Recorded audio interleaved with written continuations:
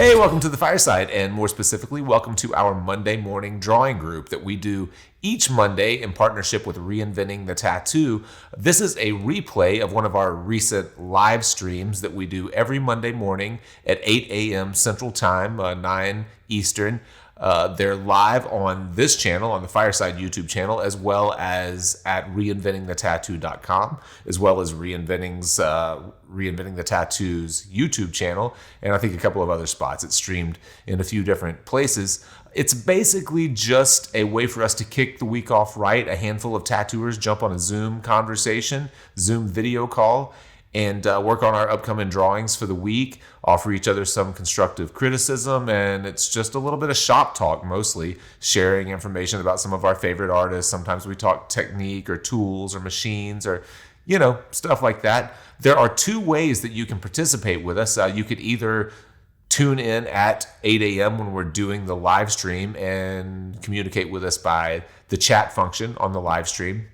Or you could go to community.reinventingthetattoo.com and actually jump in on the Zoom call with us. You don't have to be a professional tattooer. You don't have to be a great artist.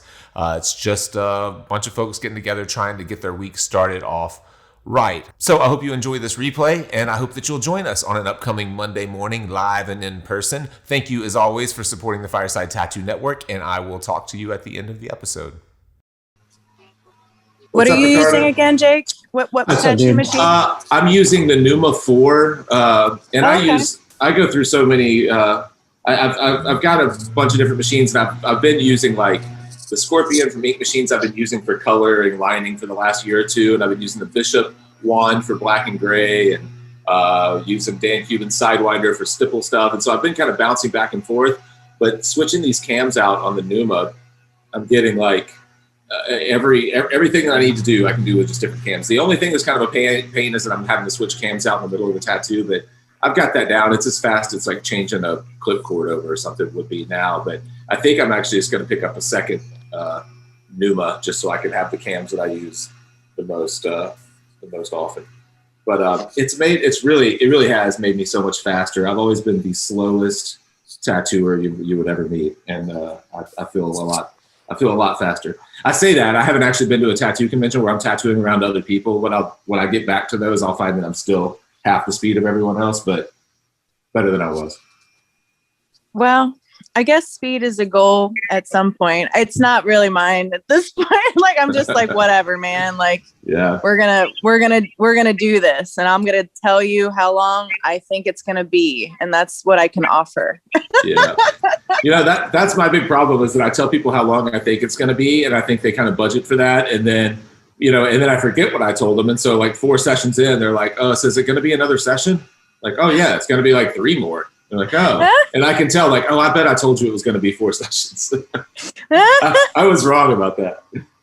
I always try to max it out. Like if I try to envision like worst case scenario, like if I'm being like the worst, yeah, and then I kind of tell them like, look, if it needs to go beyond this, if you have 4 hours like on me, then I'll do that just to make an awesome tattoo. But usually I stay within my max because I'm really thinking about, I always go into it like you, very optimistic, like we're going to do this in this amount of time. And then I'm like, no, just slap an extra 8 hours on that just in case. Yeah. And awesome. Hey, Amy, could you just tilt your camera down? We're looking at an empty box. There you go. If you move that up, that's perfect. Oh. We're looking at an empty box for a little bit. Oh, crazy! Sorry. Yeah, I'm with you, Amy. And when I'm in my studio at home, I worry less about it. It's just whenever I'm out, which hasn't been an issue this last year, but tattooing on the road, either at someone else's shop or at a convention, then I find myself like, tattoo. First off, I'm slow anyways. Then a convention makes me slower because I'm so distracted. And it seems like more and more lately, I end up tattooing. One, it's either I'm tattooing other tattooers, so I'm nervous about that. Or two, I end up tattooing people's hands or necks or stuff like that at conventions more often than not, for whatever reason. And then I'm super slow with that too. And I'm always the one like at the end of the day where the promoter's walking around like glaring at me, asking how much longer I have and trying to turn the lights off. So. I'm self-conscious about it. I mean, I think that's cool on a lot of levels. Like I said, it makes me feel good in a lot of ways just because, it's good to know that those problems still exist. Right. You know what I'm saying? Like that's reassuring. Yeah. It is. I think you hit the nail on the head there, Amy. When you hear about all of these, super awesome tattooers that are out there that are experiencing the same kind of issues that we all are, it really does give us like a reassuring feeling like, oh, wow, like, okay, so this doesn't really go away. All of these other great tattooers out there are still experiencing the same kind of issues we are. I mean, it gets worse. Yeah. It's because like, it takes longer to get to get less better. And there's, it's a crazy path. Eh? Yeah. I mean, I feel like when I look at some of the, when I'm looking at these rock star tattooers at these shows, I'm watching them like hand draw on sleeves and stuff like that. And I feel like everything seems effortless. But Gabe, to your point, like if you're Phil Garcia and you're at a show and someone wants a badass rose on their neck, you can't do a mediocre rose. It has to be the best rose they've ever seen. And chances are it's somebody who's like either a really educated collector or another tattooer, which is always a nightmare. And you're trying to do some like, you're trying to do some like soft pink or white and gray rose on the side of their sunburned neck, and every other tattooer in the show is like peeking over your booth all day to see how far you've gotten. And that would I would lose my mind at the level of some of these guys who are known for doing, and girls who are known for doing like really, really, beautiful, specific things like Phil Garcia with flowers or something like that, I mean, the thing is, right, growth is inherently uncomfortable. And so if your goal is to do your best work on your deathbed and to continue to grow as healthily and as best as you can until then, you're literally resigning yourself for a full fucking life. The very short amount of time you have on this earth to be conscious, you're committing to being uncomfortable the whole fucking time. You're right. How does everybody feel? Like, this is my feeling, and it might not be very popular, but I don't believe that our tattoo conventions should have any tattooing in them. Yeah, that's my belief, because I feel like that would help us accelerate and teach us better long term than the way that we currently conduct our tattoo conventions. But I don't know. Yeah. I mean, for our benefit, probably, yeah. But for the benefit of people who want to get tattooed by people they could never get tattooed by otherwise, it would be crappy for them. But I definitely think there should be more trade shows, guest spots too. But there should be trade shows more that are like traditional trade shows that aren't so focused around tattooing, but focus more on stuff that we talk about, a lot on like ReInventing and on Fireside, like technology. People try that. Yeah. Do you think there's enough people to go out? It doesn't feel like there's enough people to go out there and support it. Mm-hmm. I mean, there's definitely some more boutique events, and if you could come up with like a trade show convention model where like 400 people could show up and make it worth it, maybe. But I think if you had professionals in the area, I don't know, like for me, I want to be able to talk to machine builders. I want to talk to the ink manufacturers. I want to actually meet the tattoo artists. Like, that's why I thought your Paradise gatherings, Gabe, were so awesome, because they were so small and intimate, and you could actually network there, and you could actually get information there and take a seminar and, feel okay about like going one way during and kind of sculpt your experience. I thought it was so much better than these huge meccas where they're boombastic. I'm a tattoo artist visiting these things, and I always get myself in this headspace of like, oh, I'm going to take my time and I'm going to spend all day. And I'm like blown out after 2 hours.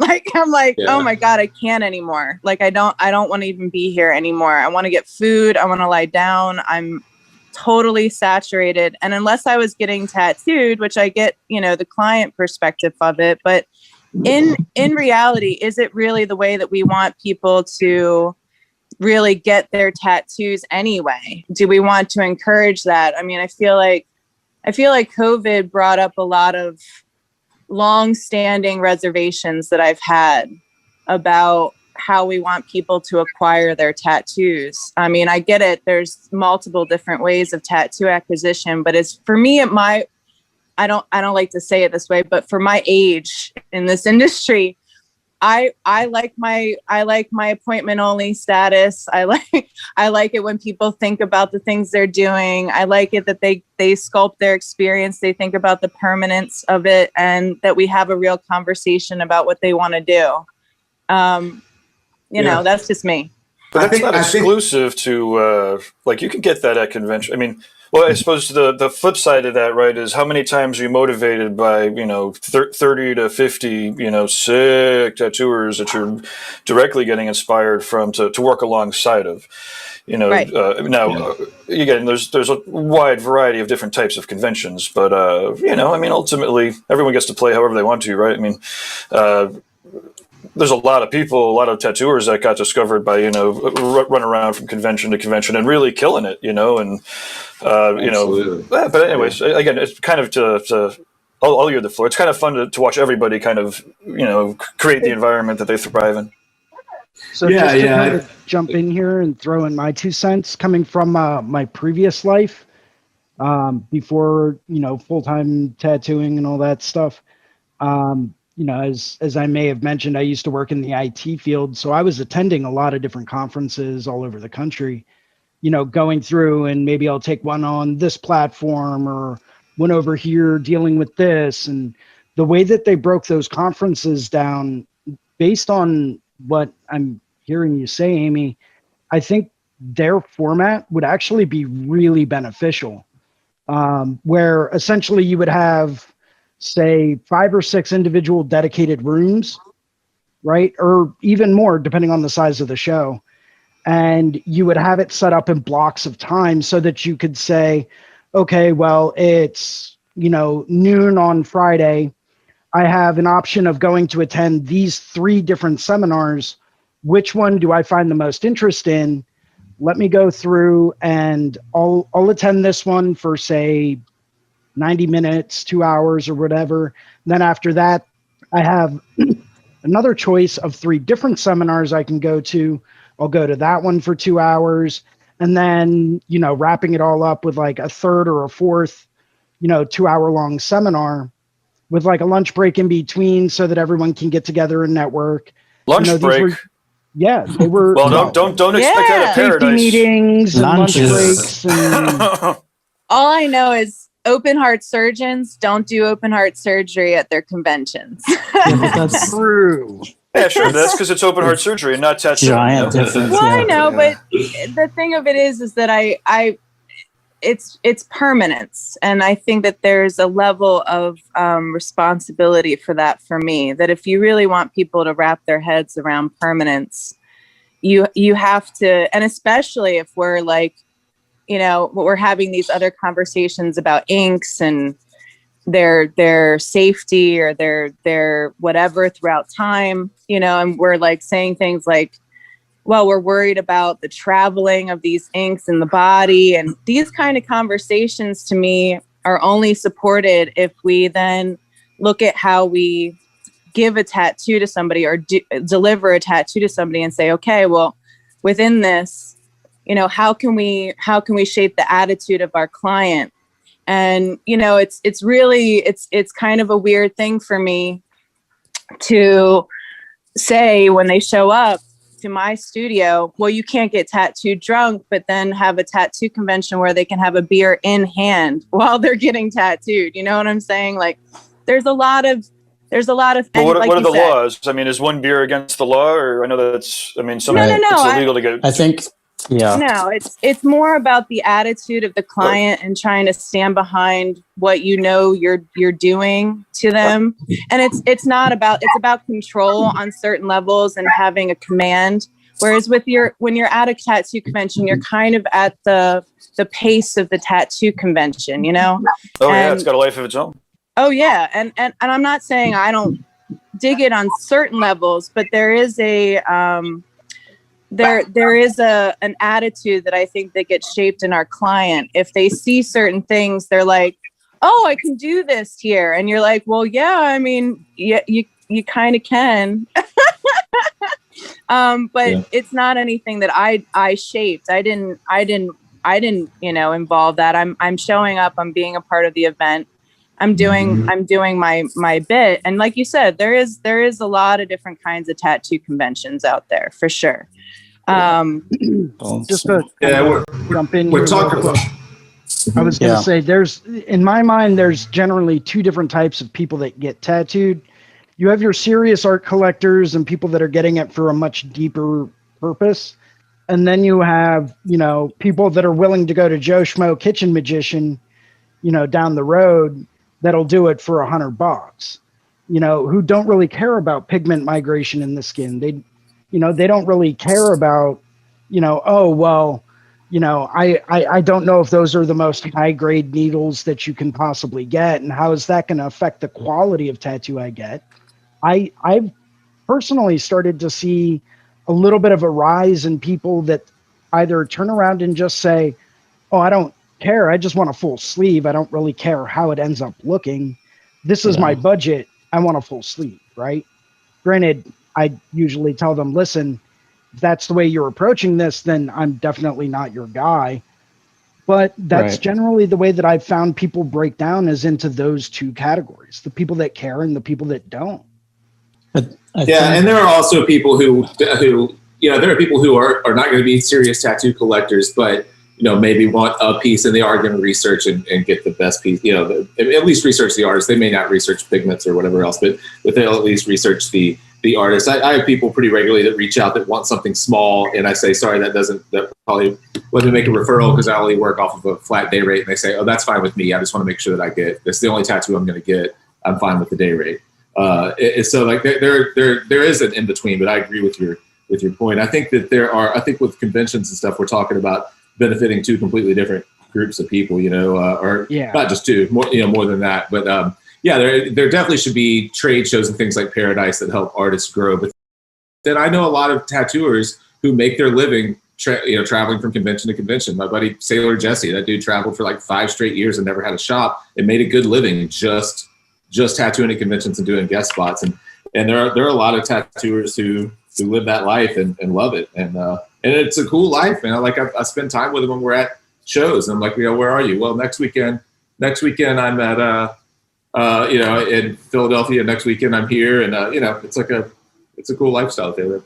And I got to take a quick break. I'm not leaving, but I've got to open the gate for our yard people in the backyard. I definitely love making, tattoo conventions and events that, sometimes don't involve tattooing and are all about, tattooers, with the art retreats. To your point, Jason, and your vision of all of the choices, have you been to one of the tattoo gatherings? Or I have not. Yeah, there's it's full on. Like basically, I set it up so that we have at any given time 3 to 4 seminar rooms, and each of the tracks, if in the academic, I don't know all the real words, but I could repeat some of them sometimes. But we have tracks, so like there'll be like a black and gray track, or I have the crazy freaky art track. There's times where we put people together and make sure that everyone, everyone can catch up with, what Jeff Gogway's got to say for, or Carrie Barber, or whatever they, or I don't know if she's been point is we could funnel people through different events that we want to make sure everybody is aware of. And then we break it back up, and then we have the social stuff at night. Again, we could break it up into a couple different, to different audiences. And again, it's not like we want to make sure that people get mixed together for the things that, are applicable to everybody. There's so many lessons that tattooing, of course, spreads across all of the different genres. But then, we definitely have, a full, it's like 40 to 50 different events. And, but then, almost not to counter Amy's point, but one of the things I really love about the gatherings that have tattooing, again, and it's weird to bring out the competitive, nature in people, not necessarily, especially not for art competitions, but there is definitely a natural energy that gets, compounded, when all of a sudden, people of tremendous talent are around a significant amount of other people of tremendous talent. They're like, this isn't normal, right? Like, oh shit, like I'm not just getting fucking my award this convention, and not that the awards, most of them don't even I'm saying that metaphorically, frankly, because most of the people that are at the tattoo gathering don't even enter awards, so we've actually eliminated them. But the point is, sometimes you can get a tremendous amount of artistic energy in the same room at the same time, and if it's with tattooing, then all of a sudden we're looking at a tremendous amount of tattoos that are really awesome, and the clients are together and stuff. And maybe to your point, like I'm not talking about a convention that doesn't vet, the tattooers and is encouraging, while we might definitely have some tasty beverages as long as it's legal in the venue and the state where we're at, we're not getting inebriated to the point where we, are losing judgment. Like, again, a beer or something is, but I get it, and that is hard to control. And I've actually, so just to wrap up my point, I suppose, at some point, even in some of my shows, there's been parties that are, well beyond the line of decency in my taste. But again, it's the convention. I apologize for that. Come on now. Bring it up. Hey, I never got sued or nothing, so I'm all good with it. Again, I don't think anything ever crossed the legal line, but anyways. I'd like to say something about that too, man. The tattoo convention thing. I think that there's a time and place for both kind of venues for sure. And I think one thing that we might be glossing over is like in that moment of creation, whenever you're sitting there with a client, it's a walk-up client, they know your work and they want something in particular. There's a chance for you to like work with the client on the spot. And sometimes there's a lot of creativity in that like little flash moment, you know what I mean? And especially when you're open to somebody else's interpretation and you sit down with them and you draw it together. It's awesome. It's like, that's a moment that person takes away with them, man. Like I sat down with this dude, we talked over my ideas and he was totally cool with like changing some stuff up, man. It wasn't egotistical, you know what I mean? Or whatever you may have it. Like we totally just jived really well. And I think that that's one of the cool things about tattoo conventions that we might have glossed over in this conversation. Yeah, I agree. There's a lot of creativity in that moment. Oh, yeah.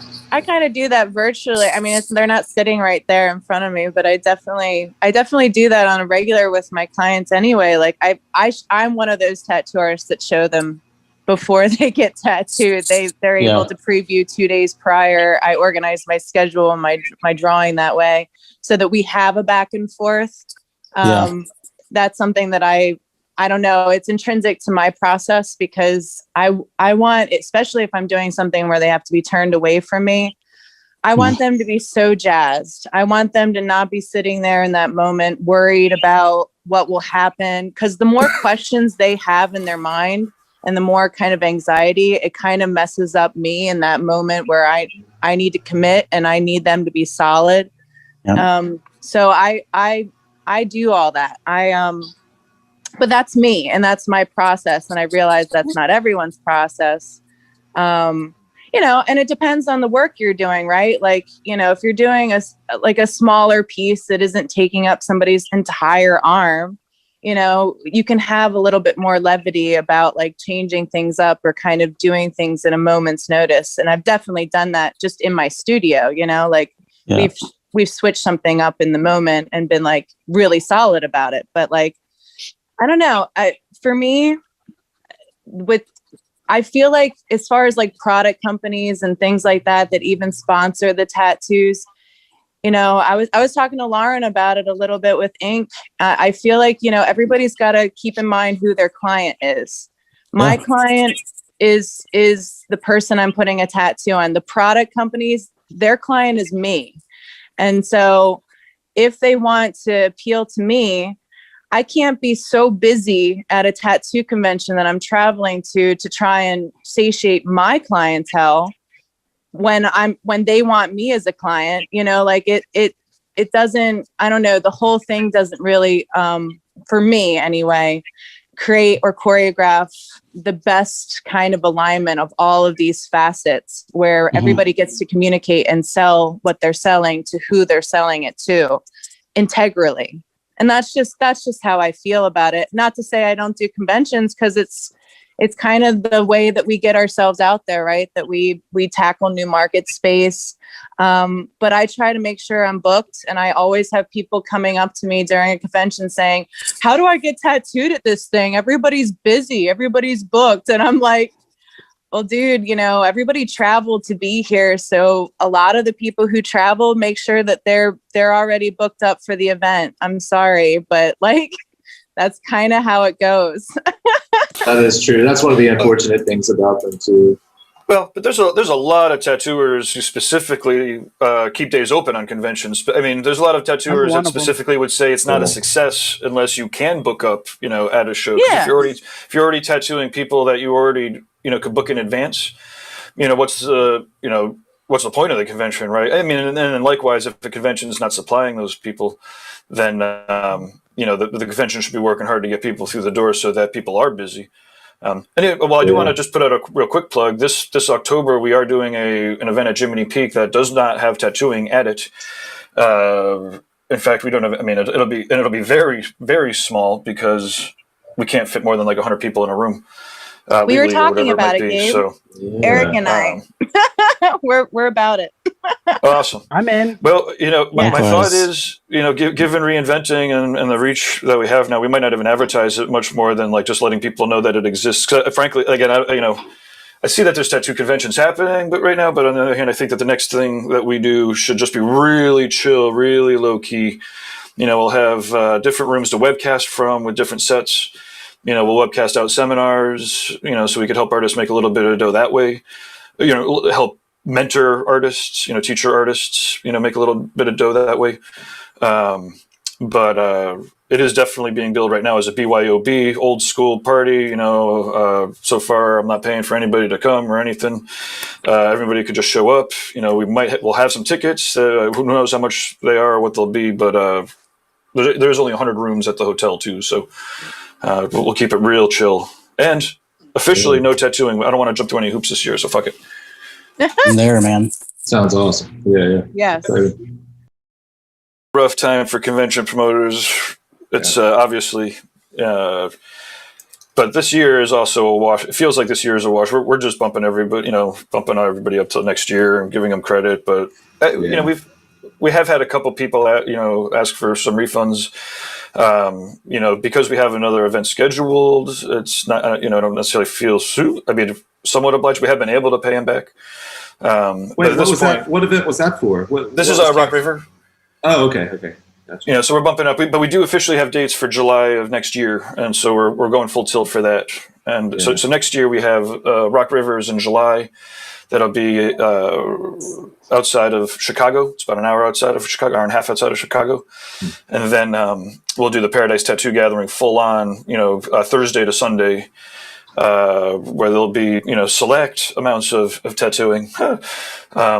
But we'll have probably like 40 to 40 tattooers, maybe 50 tattooers tops. And then, but we'll just do the full on tattoo gathering at Jiminy Peak in 2022. Yeah. Excited. Sounds awesome. And I'm trying to lean on fucking Alex to do something in Italy, but it's very, very tough to do anything there. Do anything when everyone's locked down and fuck, I can't move. Yeah. Okay. And they have real lockdowns. Their lockdowns aren't like, we suggest you stay home and get your family sick, but walk around as much as you want to and go into places. They're like, don't fucking walk off. You can't. You got 2 hours on the streets or whatever.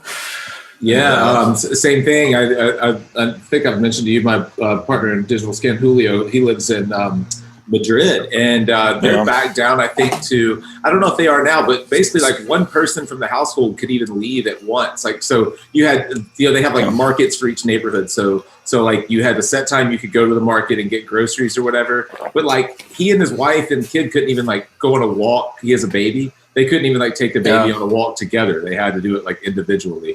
It's crazy how strict they are in Europe. I don't know that that's still happening right now, but it was. Well, we'll see. I'm hoping that everything opens up by November, and that's the goal. It seems like getting back over there. Tony Romel's been talking about maybe doing a trip over to doing some Tattoo Society on the road, kind of gigs, which seems pretty cool. Yeah, absolutely. Well, before we wrap, does anyone want to show what their progress? I see Amy's progress. She's been on my screen. What anyone else want to show what they've done? I would show, but my OBS is acting crazy. Ricardo, we didn't see what you're working on. Oh, I'm just playing around, man. I left my iPad at home. So beautiful. Yeah, thanks. Oh, sorry. Hold on. You were up. You were just up. Okay, there we go. Yeah, it was on speaker mode. So okay. Actually, just so everyone knows that's on here, if you have it on speaker mode and somebody's not pinned, then what happens is somebody shows something off, like Ricardo would be, and everyone's talking about it, and then everyone else is showing up because they're talking about it. So we got to be careful about that. Anyways, I yield the floor. Yeah. It's all yours. Yeah. So I forgot my iPad, so I just grabbed my tone paper sketch pad, and I just started kind of playing around with this. Something that I started a few nights ago and stuff, but awesome. That's great. Thanks. Man. I love those. I love those tone sketch pads. I've got one to play with white pencils too. They're super fun. And I've been trying to draw more traditional media. I know I've mentioned before on the show that I've been trying to like do physical arm tracings again. So I'm doing all my drawings on an iPad, then printing them out to scale and lining them up on the paper, and then redrawing them on the paper. I've really gotten back into like to drawing on paper. I think I just stare at so many screens that it's like such a nice, I feel like my shoulders relax when I'm drawing on paper. Like something about staring at screens. I just spend too much time doing it, I guess. I do. I know what you're saying. I try to keep my iPad like on an easel sometimes even, so I can sit back and stare at it. And I definitely hold the Apple Pen or the pen or whatever, like a paintbrush too. You know what I mean? Just try to just stay away and see the whole thing. Yeah. And it's really relaxing on your shoulders. You're right. Because we're so like this all the time, dude. I want to sit up and kind of hold back, you know? So I agree. Yeah, that's cool. Yeah. To your point, I've got to get better about using my easel for these, for my big drawings on paper when I'm laying out these sleeves and back pieces and stuff, because I find that I'm laying my pad out, and I forgot I used to have this problem when I drew traditionally for my whole life, was like laying my pad out and drawing, and then whenever you stand it up, you drew it at that skewed angle, so none of your proportions are right. Oh, man, it's so frustrating. Then I'm like, now I have to scan it back into my iPad and stretch it all out so it's the right proportions. Oh man, don't mind me. I was just drinking that day, right? Right. Yeah, cool. Who else, Jason? How far have you gotten any further? Yeah, I've gotten a little bit further. I got most of those tentacles blocked in. I'm just working on those the little suction cup feet now. Yeah. And then I'm going to go back through and I'm going to start doing my push and my pull. You know, increase opacity, decrease opacity, add my contour, like my negative lines, which I love doing. And I'll probably go back through and use that little trick that you brought up before about creating a much larger gradient just to really create that kind of atmospheric perspective there. Yeah. But I always like to do that after the fact, just so that way I can duplicate all of these layers. And then if I don't like it, it doesn't matter. I just delete the layer and then boom, I still have that same layer available. Yeah. Yeah, absolutely. Yeah, that's looking great. Can't wait to see that. Eric, are you drawing anything, or are you just, I didn't even ask. Oh, we lost his, he turned it off. Maybe he's trying to click back in. Oh, okay, maybe so. I pushed the wrong button. Yeah, I'm just sketching. Just doing some. Oh, yeah. Cool. Yeah, we talked a good bit last time you guys were on about your kind of like Flash page homework. How's that been going? Doing Flash each week? Yeah, getting there. Yeah. Working on it. It's a challenge, you know, and putting something together cohesive and finished. Yeah. That's the cool thing about having to do Flash sheets each week, is that you have to actually get stuff to it when you can pass it off as finished. And that forces you to then you'll see actually what's tattooable and what's not, because you get something to what's, to finished, and then it's like, oh yeah, that's finished, but you couldn't tattoo that. I've already sort of done some of those where I'm looking at it and I'm like, I wouldn't get that tattooed. Yeah, right. Yeah. Well, sweet. Well, let's see. I don't know if I can even show what I'm working on for this. I've got a crazy project for this week. Can you guys see? I'm going to try to do it this way instead. I got a crazy project for this week with like these. Awesome. Oh man. Oh, you can't. It's blown out a little bit, but like this dude who's overcome. I've been trying to get better with my storytelling. Like I said, my goal is to be Steve Moore. So I'm like, I look at where his tattoos end up, and then the idea that they came from. And this dude's idea, he's just overcome like severe alcoholism. I say overcome. He's like battling it, but he's been sober for a year or two, and he wanted this like kind of Viking warrior with a lion by his side, the lion being his kid, who's come through this like either battlefield or forest and is like battle all these kind of demons. So I've been trying to make the forest itself the demons. So I'm trying to like pull, you can kind of see up there in the top shoulder part, how like the trees and stuff and claws kind of, I want the roots and trees and the forest itself to be the demons. And then as he moves forward, I want him to be like holding a branch of it. Everything back there is going to be kind of on fire and everything. And so I want him holding like some little twig or something that's still on fire. This way he's like kind of, you know, like still, okay, he wanted he wanted to illustrate the idea that it's a continuing kind of battle, that he's not like through it. So I thought he might be holding some piece of the burning brush or something like that, just as a reminder. And then in the foreground, I was thinking about doing some birds, like maybe extending, what would they extend? Like maybe an olive leaf? What would be, olive leaf is like peace, right? So if I had a bird extending, like trying to offer him something as a sign of like peace, like or you're making it like there's some calm in yourself. Yeah, something to show like that there is. So I don't want it to be like him just standing looking at that. I want something to show that he's actually moved towards a better life. So yeah, I kind of laid these little crows in the foreground to elements. Yeah. Just working on it, like him holding that branch. I mean, for me, when you're dealing with something like alcoholism or something like that, holding that branch that now is kind of lighting your way as you move through the world. I don't really. I think he's utilizing it now as something, and he can actually carry it with him and give that to other people as an experience. It's no longer hurting him. It's actually fueling him. So I feel like that symbolically might solve that. Yeah, might solve it altogether. By the way, I don't know if this is not going to help you immediately, but there is a guy, Joseph Campbell. He wrote a book that's called Power of Myth. I love that guy. Okay. It's it's really great. It's all on YouTube too, but it's an interview. Yeah. It's kind of laid out that way, but he tells you stories and parables and mythologies from all over the world.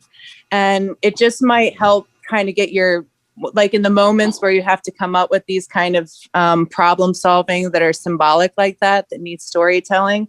Yeah. It might help you like kind of really click onto it right away. Awesome. But I don't think you need anything. Sweet. Well, I need something for his inner forearm, but I can like come up with something else. It doesn't have to be birds. I just like, I like to draw birds. I think you have it solved with the branch on fire. I think that's pretty epic, like as like a thing that he's holding. Yeah. Sweet. Cool. Thanks. I'll check out the Power of Myth. I'll check that out. Yeah. Today. Really good. Yeah.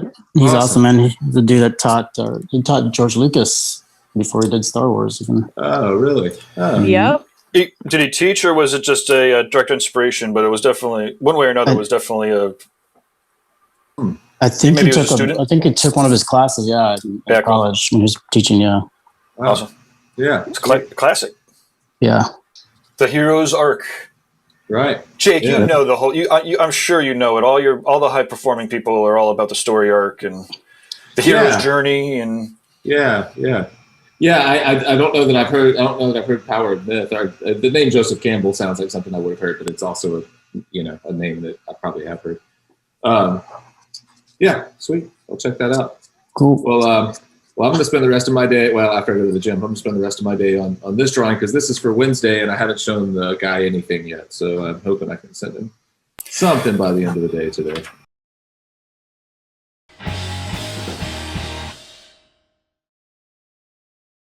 Hey, thanks again for tuning in. I hope you enjoyed that episode. I want to thank our friends at ReInventing the Tattoo for involving us in their awesome tattoo community. If you aren't familiar with what they're doing, they produce a ton of weekly tattoo education content, from drawing to technical stuff, podcasts. Some of it's free, some of it's paid. If you're interested in their paid subscription, it's only $300 a year, and you can get 10% off of that by clicking the link in our video description below. It's a way to support us because we get a little kickback. It's a way to support ReInventing and Guy Aitchison, and it's a way to save a little money and improve your tattooing and your drawing. So I hope you'll consider that. Thank you, and we'll see you next time.